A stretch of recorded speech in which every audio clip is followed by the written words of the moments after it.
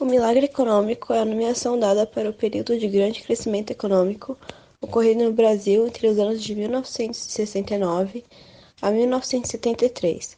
Durante esse período, houve uma aceleração do crescimento do PIB, chegando a ser de 7 a 13% ao ano e aumento no desenvolvimento industrial. Por trás dos benefícios do milagre econômico, houve uma péssima distribuição de renda, corrupção e aumento da exploração de mão de obra.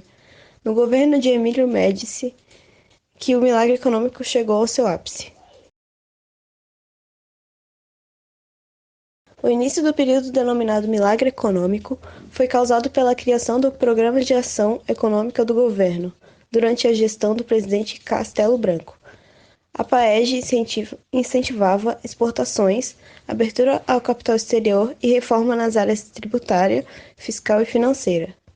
Em prol da centralização das decisões econômicas, foi criado o Banco Central, e para favorecer o crédito e resolver o déficit habitacional, o governo criou o SFH, formado pelo BNH e pela CEF.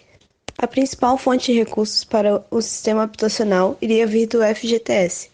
Esse imposto foi criado em 1966, descontava do trabalhador e foi utilizado para a estimulação da construção civil. Também se incentivou a criação de bancos e foram abertas 274 estatais. Nessa época, o ministro Delfim Neto justificou essas medidas como fundamentais, com a frase "o bolo precisava crescer para depois ser repartido". Todas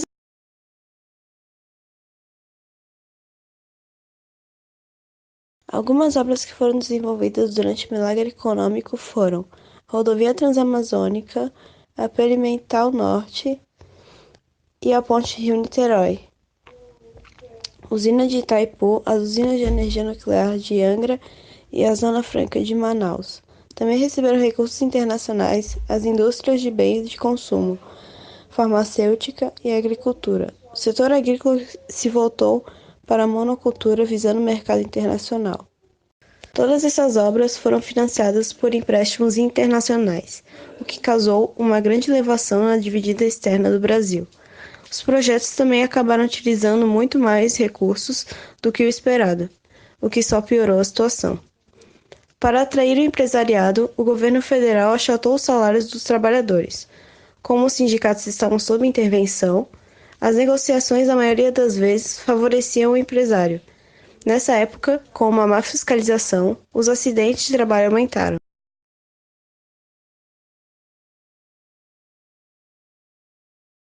O crescimento econômico brasileiro começou a diminuir a partir de 1974, com uma crise mundial provocada pelo choque do petróleo. O elevado aumento do petróleo no mercado mundial afetou diretamente a economia brasileira. Os combustíveis derivados do petróleo aumentaram muito, elevando ainda mais a inflação. A balança comercial brasileira ficou com déficit elevado, em função da importação de petróleo a preços exorbitantes. Os investimentos externos e internos diminuíram significativamente, prejudicando o avanço da economia nos níveis anteriores. Entre os anos de 1974 e 1989, o PIB brasileiro passou a crescer na média de 6,5%, diminuindo a geração de empregos e a massa salarial. Esse fato fez com que houvesse uma significativa diminuição do consumo interno, prejudicando as empresas nacionais voltadas para o mercado nacional.